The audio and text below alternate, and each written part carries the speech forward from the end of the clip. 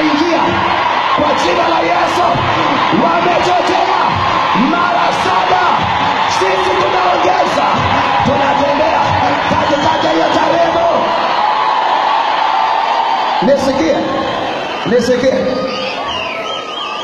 waliotawala mazingira yako na waliokuambia kwenye haya maombi tutakayoyafanya hautavuka.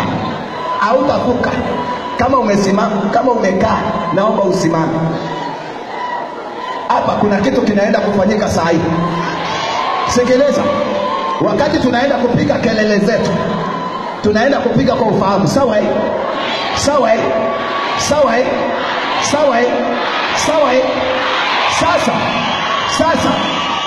Sasa kuna watu ambao ni wakubwa. Wakati unapiga kelele, yale mapepo yanatoka, kwa sababu muda umefika, majira yamefika. Wale watu wote wakubwa, majira ni sasa ya cheo chako kuonekana.